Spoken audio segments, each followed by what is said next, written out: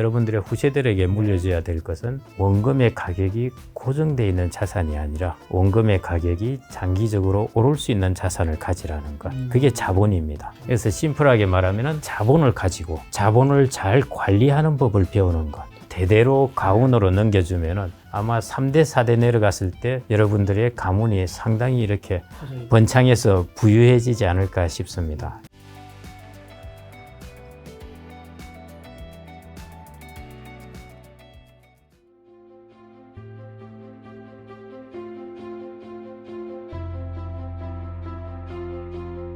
자, 세 번째 주제로 좀 들어가 볼까 하는데요. 노후에 정말 중요한 것으로 이제 대표님께서 말씀하신 세 가지가 뭐 당연히 건강은 디폴트니까요. 빼고 이제 돈과 관계 일이라고 이제 책에 있던데요. 돈과 일은 뭐 말씀도 해주셨고 사실 그리고 일을 해야지 또 돈을 벌 수도 있고 노년에도 어쨌든 일이 주는 의미라는 건 있으니까요.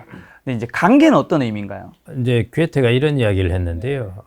친구가 없는 천국보다 더 큰 형벌은 없다. 이 이야기를 했습니다. 참 역시 대문호는 말을 해도 멋있게 한다. 천국에서 할 게 없다는 거죠. 예, 그게 천국에 있더라도 그러니까 내가 돈도 잘 마련해 놓고 이렇게 해서 천국처럼 해놨더라도 주변에 아무 친구가 없으면은 그것처럼 큰 형벌이 없다는 것입니다. 항망하겠죠. 예, 그게 관계입니다. 친구뿐만 아니라 자녀와의 관계, 부부와의 관계, 친구와의 관계. 그래서 이제 우리가 재무적 준비라는 것과 비재무적 준비라는 게 있습니다. 재무적 준비가 이제 돈이고 비재무적 준비가 그런 관계망이 제일 대표적이고요. 그다음에 일은 두 군데 다 걸쳐 있습니다. 일은 돈도 만들어주고 내가 삶의 의미도 만들어주기 때문에 비재무적 역할도 합니다. 그래서 이제 일이 중요한 위치를 차지하는 것이고요. 재무적 준비, 비재무적 준비가 있다면 돈, 일, 관계가 있다면 이것은 재무적, 이것은 비재무적, 그 다음에 일은 양쪽에 걸쳐 있는 이게 여러분들의 노후의 딱 이제 모습이라고 보시면 될 것 같습니다. 그런데 이제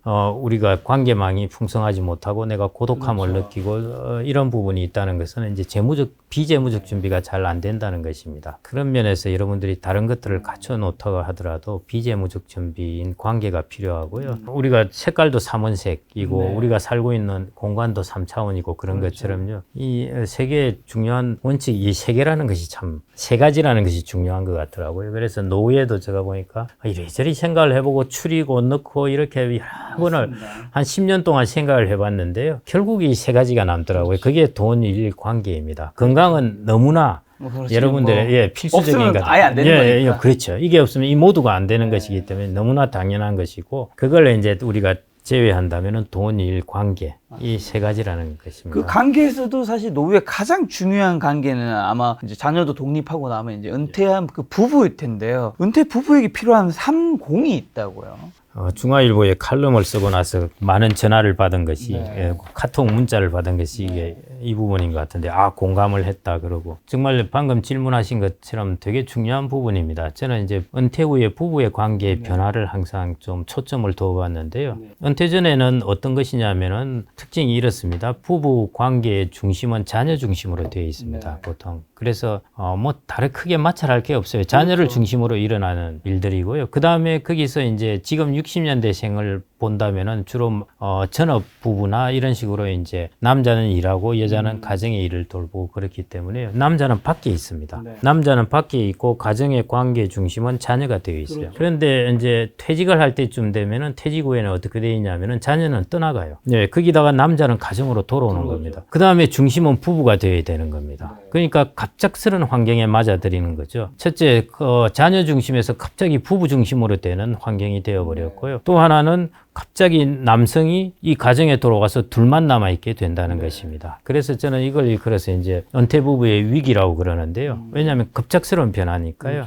예, 그래서 이 변화에 이제 잘 대응하는 것, 그게 되게 중요한데, 그래서 그 대응 방법을 저는 관리 방법이라고 해야 되겠죠. 그걸 3공이라고 이름 붙였습니다. 제가 이제 영의정, 좌의정, 우의정 이걸 이제 예를 들어 그게 이제 우리가 삼정성을 3공이라고 그러거든요. 국가를 관리할 때도 이 3공을 잘 들여야 되듯이 여러분들의 은퇴 부부의 위기도 3공인데 그 3공이 첫 번째가 이제 공간, 두 번째가 공감, 예, 세 번째가 공분입니다.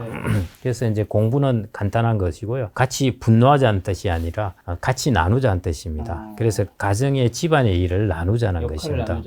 역할이 아니라 책임. 예를 들어 여성이 주로 가정일을 대부분 했는데 네. 그 하고 있는 가정일을 분담을 하잖아. 분담하자. 예, 그것이고요. 그래서 이제 자녀도 나가고 했는데 무슨 일이 있겠냐 하고 남성이 생각할 수 있는데요. 일은 줄어들어요, 당연히. 네. 그런데 여성도 늙어갑니다. 힘들어요. 그렇죠. 예, 그래서 공분, 뭐든 맞습니다. 백지장도 맞들면 낫다는 맞습니다. 것처럼요. 그거는 이제 같이 나눠야 되는 것은 너무나 당연한 네. 부분이고요. 그 다음에 공간이 방금 말씀하신 역할의 어떤 구분을 좀 두어야 되는 것이고요. 남성과 여성이 하는 이런 역할 부분이 있습니다. 네. 그런 역할 부분을 서로 간에 서로를 침해하지 말고요. 그래서 우리가 우스갯소리로 몇 시에 들어오냐, 어디 가냐 이런 걸 물어보지 마라 그러지 않습니까? 아내가 나갈 때. 예, 그런 것들이 아내는 아내의 자기의 공간이 있는 것이죠. 예, 그런 것들을 침해하지 말고 서로를 이제 좀 리스펙트 해주면서 가지고 있는 것이고요. 또 하나의 공간은 말 그대로 스페이스입니다. 우리나라는 아파트 문화이다 보니까 방만 놓으면 거실에서 다 만나게 되는 것이죠. 근데 하루 종일 만난다고 생각을 해보십시오. 그렇죠. 그래서 우리 국가 간에도 보면은 이웃에 있는 국가가 사이가 안 좋아요. 유럽은 그래서 맨날 사이가 안 좋았었어요. 그런데 떨어진 국가끼리는 사이가 괜찮아요. 괜찮죠. 예. 우리나라도 마찬가지죠. 일본하고 이런 쪽 중국하고는 사이가 그러는데 떨어진 미국하고는 또 사이가 괜찮아요. 이런 것들인 것처럼 여러분들이 그 스페이스 공간에서 붙어 있으면 사이가 안 좋아집니다. 떨어져 있어야 돼요. 좀 밖에도 나가 있어야 되고 나의 어떤 일이나 취미 생활도 하면서요. 그래서 이제 그런 스페이스의 공간과 그다음에 서로 간의 어떤 영역에 있어서의 공간. 예, 이런 부분을 이제 지켜줘야 된다는 것이 그게 공간입니다. 예, 그 다음에 공감. 사실은 이게 제일 중요한데. 중요하죠, 결국엔. 네. 정서적인 교감 같은 거겠죠. 그렇죠. 그게 이제 대부분 하시는 말씀입니다. 그거는 이제 우리가 심퍼티라고 영어로 표현하자면은 파토스, 자기가 어떤 방금 정서를 같이 가져야 된다 해서 이제 심퍼티 이렇게 하는 것이 보통 그 공감이라고 표현을 합니다. 꼭 필요한 부분이고요. 그 다음 제가 이제 하나 말씀드리고 싶은 부분이 이제 또 하나의 공감이라는 영어 단어로 있는 것이 이제 compassion이라는 단어가 있습니다. 여기서 passion은 깊은 슬픔이에요. 그리고 come이라는 것은 together라는 뜻이죠. 그러니까 깊은 슬픔을 서로 같이 할 수 있는 그게 공감이라고 번역을 하는데요. 근데 남성과 여성 간에 60년대생이나 이런 50년대생 같은 경우에는 이 서로의 역할이 분리되어 있다 보니까 이제 서로가 가지고 있는 깊은 슬픔이 있습니다. 뭐냐면은 여성은 여성대로 이제 가정의 일에만 몰두하다 보니까 사실은 자녀 키우고 이런 부분에 있다 보니까 일종의 노동의 소외죠. 사실은 전업화하면은 막스가 이야기했듯이 노동의 소외가 일어난다고 그랬지 않습니까? 그러다 보니까 자기도 다 배울 만큼 배웠는데 직장 생활 하다가 그만두고 하는 것들에 대한 슬픔이 있습니다. 그다음에 남성의 경우에도 마찬가지죠. 남성도 밖에 가서 일만 하다 보니까 자기도 내가 하고 싶은 것들이 있었는데 근데 그것들 다 이제 자기가 하지 못하고 이 일만 이제 집중한 경우가 있죠. 그런데 서로가 서로를 이해를 못 해요. 사실은 남성 같은 경우에는 여성을 이제 자기의 아내를 바라보는 관점이 평생 집에서 편하게 그냥 있었는데 이제 내가 돌아오는데 밥 좀 해주면 안 되나 하면은 이제 원자폭탄이 터집니다. 그렇죠.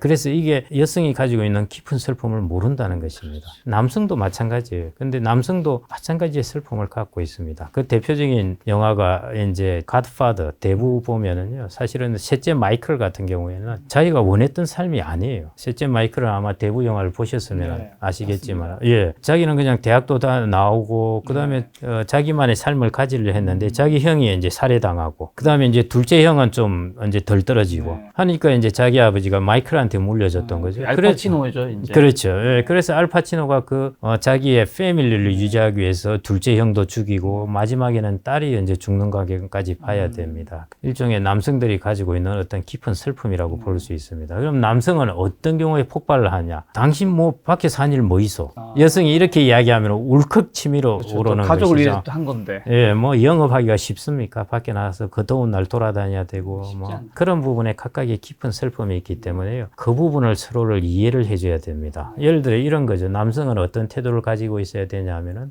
평생 자녀를 키우느라 참 수고 많았다, 당신. 그렇죠. 예, 이제 그 일도 조금 손에서 놓고 우리 좀 이제 내가 잘 지내보자라든지 하여튼 그 슬픔을 이해를 해야 되고요. 여성은 마찬가지로 당신 하고 싶은 것도 있고 그랬는데 결국 당신 삶의 대부분을 밖에서 그렇게 돈 버느라 고생했는데 좀 와서 편하게 좀 당분간이라도 좀 쉬어라든지 이런 부분에 이제 서로 서로의 슬픔들을 이해를 해주면요. 그러면은 이제 많은 부분들이 눈 녹듯이 사라집니다. 그래서 저는 이제 그런 깊은 슬픔을 여러분들이 이제 이해하는 것이 중요하고요. 그래서 여러분들이 그런 것들을 한번 이해해 보시려면은 우한세계라고요.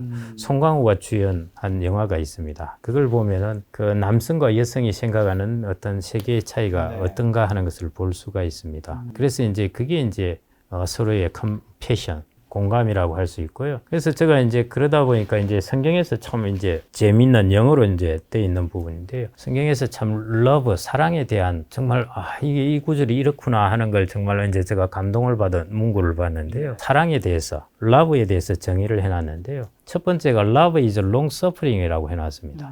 사랑은 달콤하고 이런 것이 아니라 긴 고통이라는 것이죠. 두 번째가 또 뭐냐면은 love does not keep the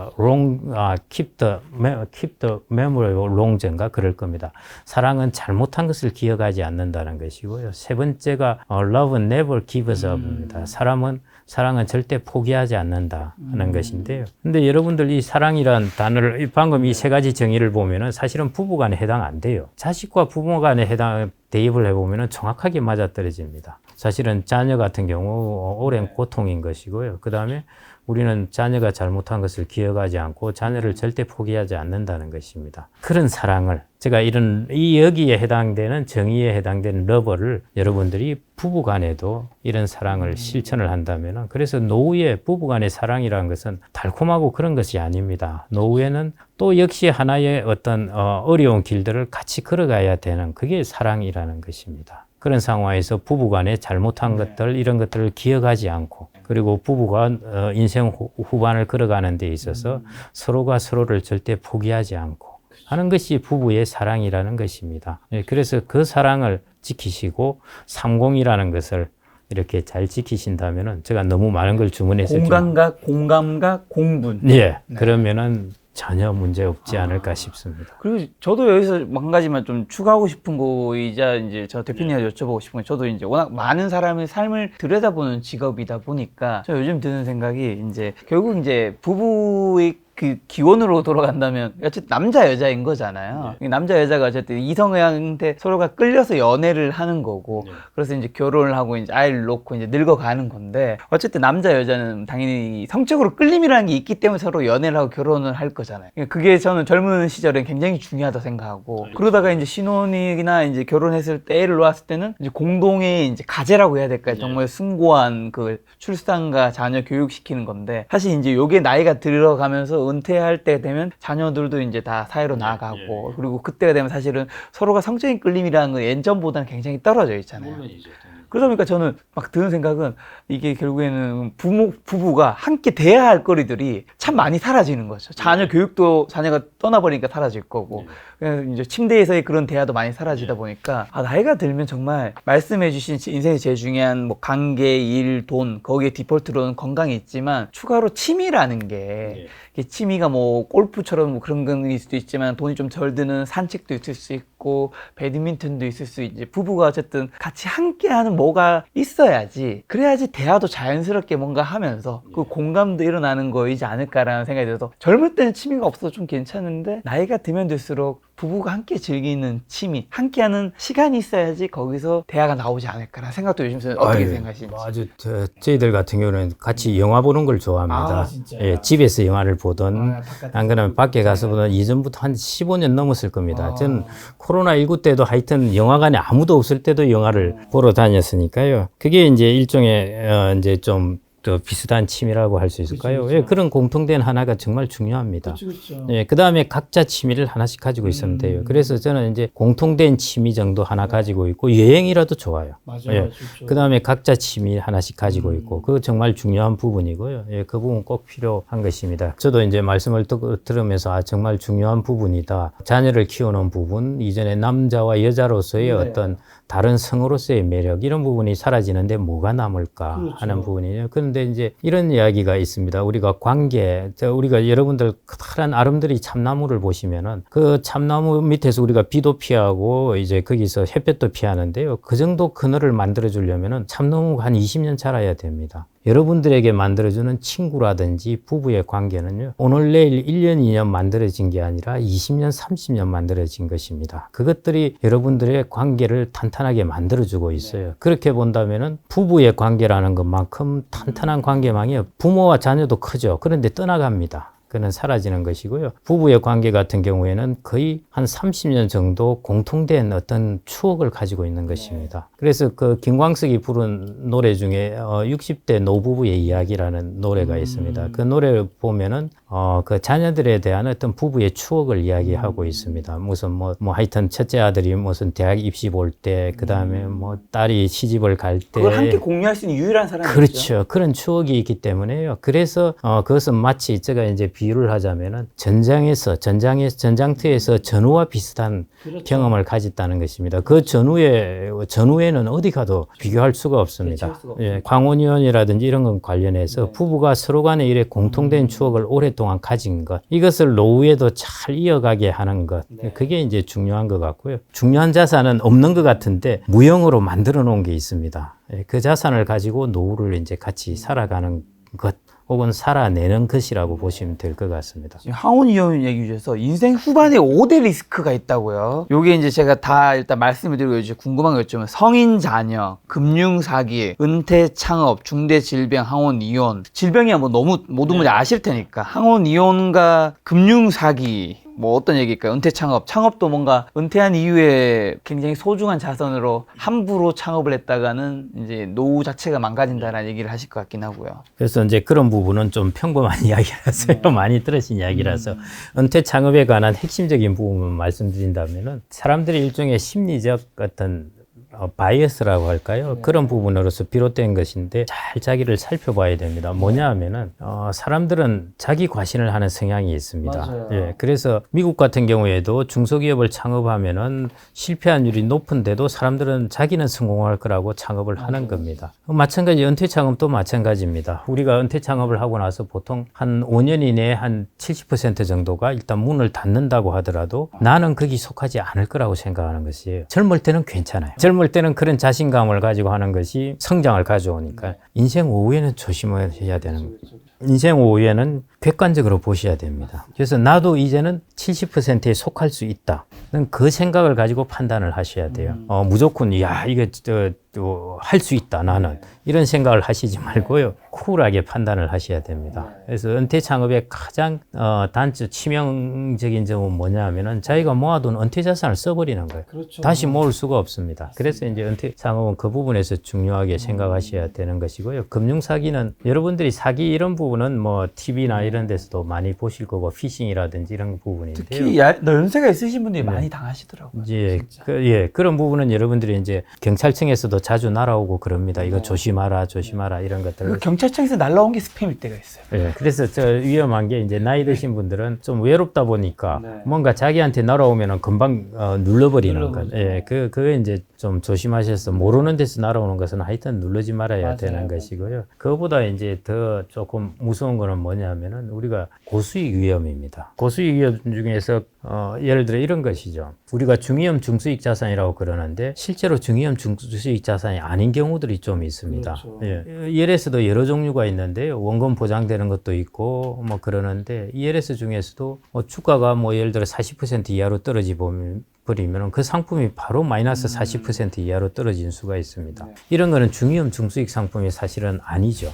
그런 면으로서 이름은 중위험 중수익 상품이라고 붙어 있으니까 사람들이 이걸 많이 투자를 하는 겁니다. 그러다가 자칫 시장이 확률이 낮지만은 갑작스럽게 안 좋아질 수가 있거든요. 그렇게 되면은 자기가 정말 고수익 상품에 어마어마한 자기의 자산을 넣어놨다가 손해를 보게 되는 경우가 있습니다. 조심하셔야 될 것은 이제 고수익 유혹. 이 부분에서 조심하셔야 되고요. 그래서 꼭 그런 상품을 드실 때는 항상 최대 손실 금액이 얼마인가를 꼭 물어보셔야 됩니다. 그렇게 하셔야 되는 부분이 이제 중위험 중수익 상품에서 꼭 중요하신 거고요. 그래서 여러분들 모든 자산의 수익률은 두 가지로 구성되어 있습니다. 하나가 무위험 수익률이고요. 하나가 리스크 프리미엄입니다. 예를 들어 여러분들에게 누가 6% 수익률의 상품을 주겠다 하면은 여러분들은 이걸 나눠 보셔야 돼요. 6% 상품을 안정적인 상품을 공급하겠다 하면은 6%가 무위험이구나. 아니에요. 시장에 절대 돈이 돌아가는 시장에서는 이런 공짜는 절대 없습니다. 왜냐하면 은행 예금 예금이 3%를 주니까요. 그래서 은행 예금이 3% 준다면은 은행 예금 금리가 무위험 수익률입니다. 그러면은 나머지 6%에서 그럼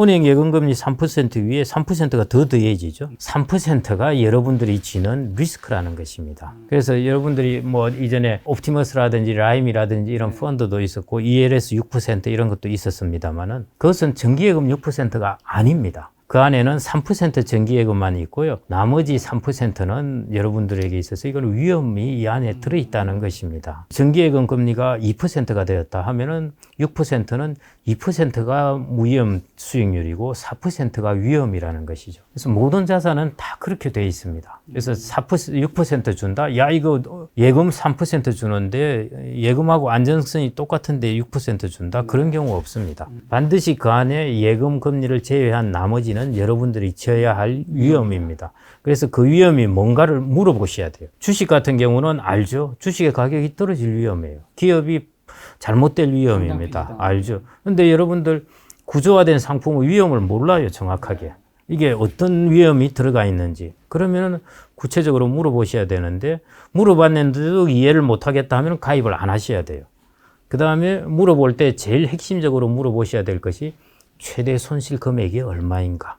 이런 걸로 가지고 여러분들이 금융상품에 드실 때요. 그런 부분의 마인드를 꼭 가지셔야 될 것입니다. 그게 이제 금융사기보다는 우리가 고수익 유혹이라고 볼 수가 있고요. 황혼이혼 같은 경우에는 우리나라의 황혼이혼의 이제 정의상 거기 범주에 속하는 것은 혼인 기간이 20년 이상 지속되면서 이혼을 하게 되면 황혼이혼이라고 그래요. 그래서 황혼이혼 비율이 높다고 이제 막 이야기를 하는데요. 그래서 실질적으로는 대부분 50대입니다. 그러니까 우리나라 같은 경우에 이제 자녀가 성인이 되면은 그때 이혼할 사람은 해버리는 겁니다. 그래서 이제 대부분 이혼을 해버리고요. 이제 60대 이후로 넘어오면 이혼율이 뚝 떨어집니다. 그런데 이제 최근에는 이 비율도 조금씩 높아지고 있죠. 이제 같이 사는 기간이 길어지니까 이제 아유 진짜 못 참겠다고 헤어진다든지 안 그러면은 이제 그런 사람은 헤어져야죠. 그런데 이제 아쉬운 거는 뭐냐 하면은 60대를 넘어오면요. 여성은 여성대로 호르몬이 떨어지면서 이제 잘 못 참습니다. 젊을 때는 남자가 뭐라 그래도 참아줬는데요. 이제 못 참아요. 그 다음에 남자 같은 경우에도 마찬가지에 이제 직장 생활을 하다 돌아오다 보니까 여기서도 마찬가지 참을성이 떨어집니다. 그러다 보면은 두 명이 사소한 이유로 붙어가지고 이게 막 그냥 불이 확 붙어가지고 막 우당탕 퉁탕하다 이혼하는 수가 있는데요. 이혼을 하게 되면 여러분들의 재산은 모두 반으로 나눠집니다. 그래서 상당히 타격이 커요. 집도 두 채가 돼야 되죠. 농도 두 개가 돼야 되죠. TV도 두 개가 돼야 됩니다. 연금도 둘로 나눠야 되죠. 그래서 황혼이혼이 의외로 경제적 타격이 크니까요. 그래서 제가 아까 이제 은퇴 부부의 30 이야기를 말씀드린 게 그리고 아까 러브라는 말씀을 말씀드린 게 이게 이런 부분만 잘 되면은 얼마든지 이제 황혼이혼의 위기를 충분히 넘길 수 있고 황혼이혼은 고독사로 이어지는 게 여성은 그래도 괜찮아요. 남성은 자칫하면 고독사로 이어집니다. 그래서 그런 부분과 경제적인 타격이 다 들어가 있기 때문에요. 확률은 낮지만은 조심해야 될 것이 이제 황혼이혼이라고 볼 수가 있겠습니다. 황혼이혼이 아니더라도 싱글의 시대, 혼자 사는 또 노후도 보편화되고 있는데 이런 분들 노후 준비 좀 더 유념해야 되겠죠? 결국 혼자 있다 보니까 이제 돈을 잘 준비해야 된다는 것, 뭐 이런 것들은 잘 아실 텐데요. 결국 이제 저희 어머니가 이제 93세이신데요. 제일 자주 하시는 말씀이 이제 외롭다는 말씀이십니다. 예, 그래서 혼자 있다는 것은 참 고독해요. 얼마 전 같은 경우 니네 아버지라도 있으면 좀 나을 텐데 내가 말할 사람도 없고 이런 부분이거든요. 혼자 있을 때 사실 혼자 사는 삶에서의 제일 큰 부분은 이제 고독함이에요. 우리가 40대, 50대일 때는 사회 활동을 많이 하잖아요. 그렇기 때문에 그런 고독함을 느낄 사이가 잘 없습니다. 그런데 이제 60대로 넘어가게 되고 하면은 이제 집에서 혼자 덩그러니 앉아 있는 것이죠. 제가 이제 제 친구가 이야기했던 게 기억이 나는데요. 저희 이제 기러기 아빠를 하면서 자기 이제 아내하고 애들은 캐나다에 가 있고 자기 혼자 이제 이렇게 한국에서 이렇게 교수입니다. TV를 탁 보고 있는데 어느 날 갑자기 자기가 중얼중얼 TV하고 이야기를 하더랍니다. 이거 그 순간 야 이러다 내 돌아버리겠다. 잘못하면 제정신이 아니게 되겠네. 이런 생각이 번쩍 들더라는 것이 그게 혼자 있을 때 고독함입니다. 제가 보니 그 리스크가 제일 큰 것 같고요. 그 부분을 내가 앞으로 어떻게 준비할까 하는 부분. 내가 나의 친구라든지 안 그러면 커뮤니티라든지 나의 취미 활동이라든지 안 그러면 그런 사람들끼리의 서로 간에 온라인을 통한 소소한 네트워크라든지 이런 것들을 통해서 그 부분을 준비해 놓는 것. 저는 그게 제일 중요하지 않나 싶고요. 그래서 이제 고독사 같은 경우에 보면은 사실은 고독사에서 여성의 비율은 그렇게 안 높아요. 남성의 비율이 높습니다. 여성들은 이제 80대 감이 일어나는데요. 이런 것들은 주로 질병이라든지 이런 거하고 결합되어 있는 것이고, 남성은 50대, 60대 이런 때도 고독사가 일어납니다. 혼자 살 때. 그래서 남성들 같은 경우에 특히 젊어서도, 젊다는 것은 이제 60대 이런 것이니까요. 그런 경우에도 이 문제가 일어나고, 남성은 혼자 있을 때 상대적으로 안 그럴 것 같은데 더 고독함을 느끼게 되고요. 여성은 혼자 있을 때 잘 견딥니다. 자녀들도 전화가 오고 하니까요. 아빠한테 전화 옵니까? 안 와요, 자녀들.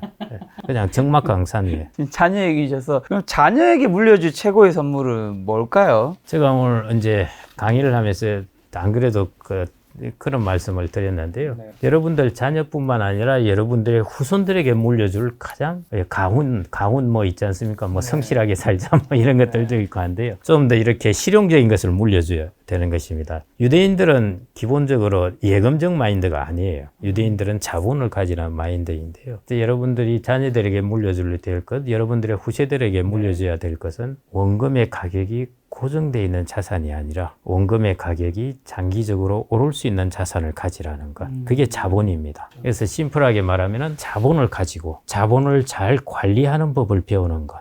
이 두 가지를 잘 익혀라 하는 것들을 아마 여러분들 자녀와 후세대들에게 대대로 가훈으로 넘겨주면은 아마 3대, 4대 내려갔을 때 여러분들의 가문이 상당히 이렇게 번창해서 부유해지지 않을까 싶습니다. 예금을 가지고 3대, 4대로 이어간 가문과 자본으로 이어간 가문은 다르다는 것입니다. 그래서 자본을 가지고 자본을 잘 관리하는 방법을 배우는 것. 여러분들 자녀들에게 물려줄 가장 중요한 것이라 보아집니다. 그러면 이제 끝으로 3040 세대분들 이 영상 보시고 준비하면 뭐 훨씬 좋을 것 같고, 지금 시간도 훨씬 많이 있으니까요. 근데 그런 분들이 아니라 3040 때 노후 준비 못했고 이제 5060 세대이신 분들이에요. 이분들은 노후 준비 지금 당장 앞으로 좀 어떻게 해나가야 될지만 좀 조언 한마디 주신다면요. 3040은 앞으로 자산을 축적할 사람들입니다. 그렇죠. 그 다음에 60대 같은 경우 축적된 자산이 있습니다. 그러면은 여러분들의 내가 가지고 있는 자산이 뭔가를 곰곰이 살펴보십시오. 그 목록을 만드시는데요. 뭐 세세한 목록을 만드시라는 게 아니에요. 크게는 세 가지입니다.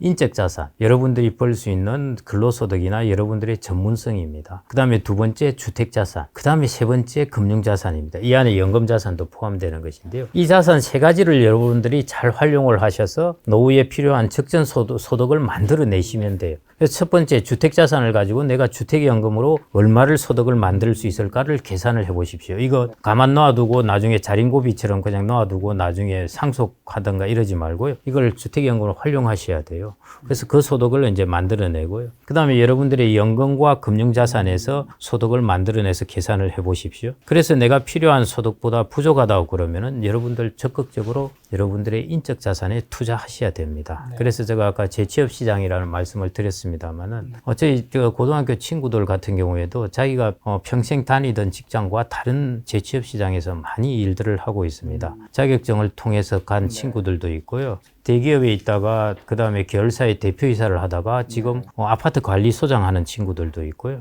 건물 관리소장 하는 친구들도 있고 제2의 잡을 가지고 있는 사람들이 많습니다. 그래서 저는 이제 이런 이야기를 하는데요. 이제 1억이 있는데 이걸 노후에, 이게 내가 앞으로 인생 오후에 어떻게 여기서 소득을 만들어낼까? 이런 걸 물어보는 분들이 있는데 사실은 1억의 자산으로 만들어낼 부분이 별로 없어요. 조금만 하면은 금방 바닥이 나버리고 이자 해봐야 얼마 나오지도 않습니다. 그래서 저는 차라리 1억이 있으면은 이 중에 한 2천만 원 정도? 2천만 원이면 꽤 많은 돈이죠. 그 돈을 여러분들 스스로에 투자해가지고 여러분들이 앞으로 5년이나 10년 동안의 소득을 만들어낼 수 있는 여러분들의 전문성을 갖춰놓는 것. 그게 인적 자산에 투자하고 나에게 투자한다는 뜻입니다. 크게 인적 자산, 주택 자산, 금융 자산입니다. 이것을 잘 가동을 해가지고 내가 여러분들에게 필요한 적정한 소득을 만들어내겠다 하는 것. 그게 저는 제일 좋은 솔루션이지 않을까 싶고요. 여기서 뭐 금융자산을 잘 운용해서 어떻게 하고 하는 것은 이미 상당 부분 결정되어 있습니다. 예.